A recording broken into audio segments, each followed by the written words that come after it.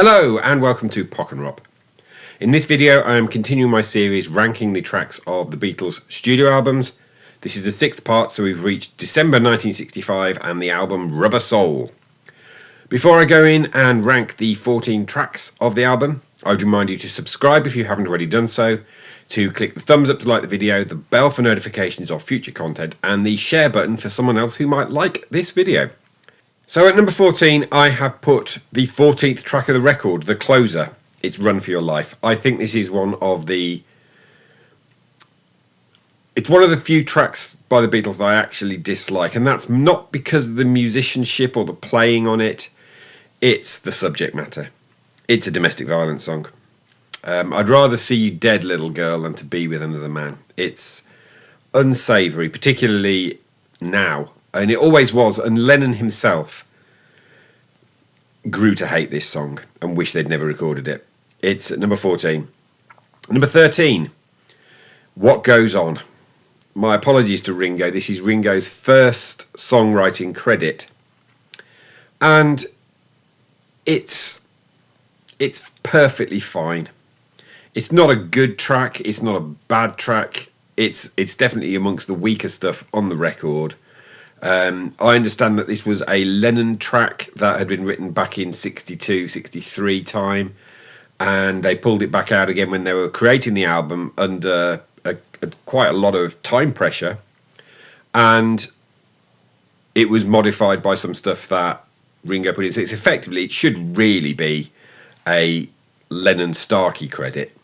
I don't think McCartney had any input into it whatsoever, but of course they had the agreement that it was always Lennon and McCartney. What Goes On at number 13. At number 12, I have placed Wait. So this is a holdover from the Help sessions. Therefore, it could theoretically have sat on Help. It's a McCartney song. It's slight beyond belief. But it's fun. Wait at number 12. At number 11, a song that I always kind of see as being the companion piece to Wait, and it's The Word. So this was more Lennon focused.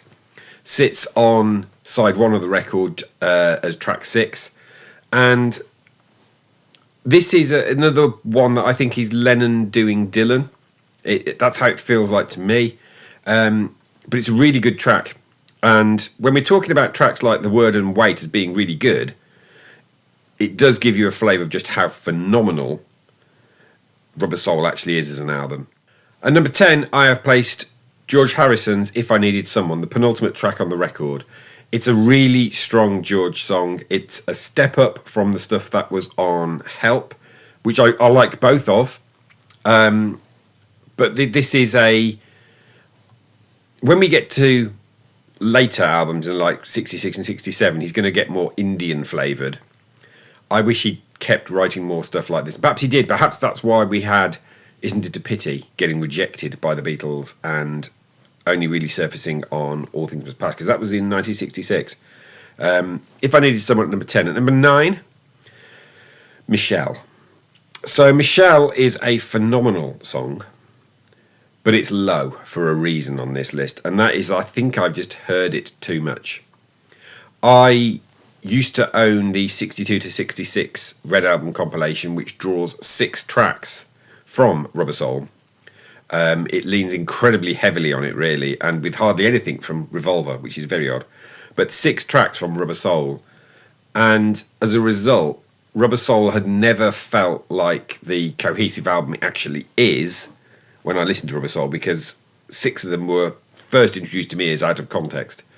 And the same applies to what I put at number 8, which is Drive My Car. Drive My Car is, again, a fantastic song by Paul, with an astonishingly great opening bass line and driving guitar part, and it's a musical joke. So there's an interesting story that all that stuff about beat that they threw in, they were having fun with it. They had no real intention of this being certainly the opening track of Rubber Soul, and they were recording stuff for fun.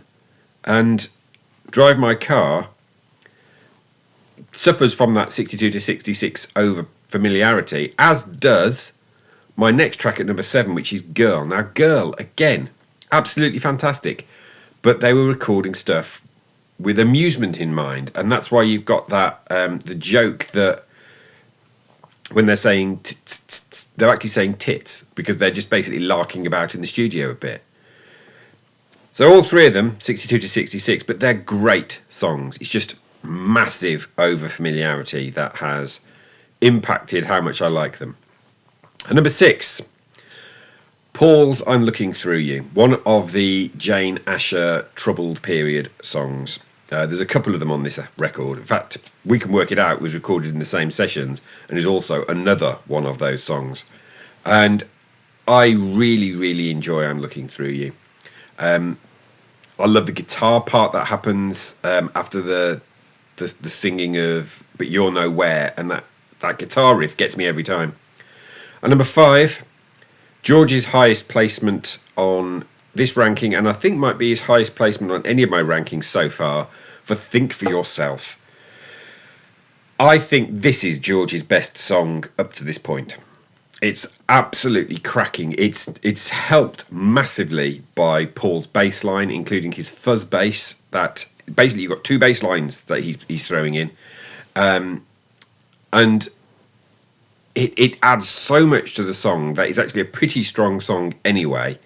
Think For Yourself at number 5. At number 4, another of Paul's difficult period with Jane Asher. It's You Won't See Me, and this is apparently inspired by a genuine situation where she'd taken an acting role with the Young Vic Theatre, and Paul wanted her to focus on his career and rather than her career, and it caused some tension. He was calling her and she wasn't replying or responding, and he wrote You Won't See Me, and it's a great song, which leaves the remaining 3 for the first time in one of my rankings as all being John Lennon songs.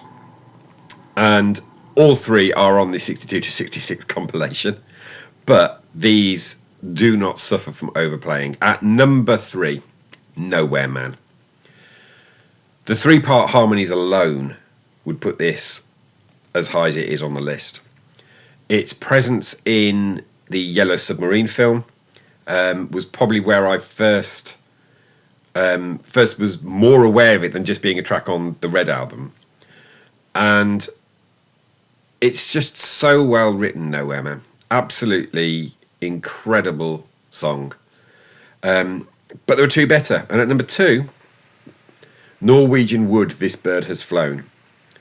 And this is another of the songs that they were writing with a certain sense of humour involved, like we've already seen with Drive My Car and Girl. This one here also introduces the sitar for the first time after having heard it in the Help soundtrack, which George plays, having tuned to Western scales. And Norwegian Wood is just a terrific song. I mean, what else can you say? Norwegian Wood is just a timeless acoustic style classic. And so leaving at number 1, and this was a comfortable pick, terrific though those other 2 Lennon songs are, In My Life. In My Life is, for me, John Lennon's masterpiece. There is McCartney's claim that he wrote some of it, quite a bit of it, and I can understand where he might be coming from, because the melody goes in directions that, if it was Lennon alone, was the first and perhaps the only time that Lennon wrote that kind of melody. But In My Life, it doesn't matter whether or not it was purely Lennon or both of them, In My Life is a perfect song. So that concludes my rundown of the 14 tracks. Let me know in the comments below your order.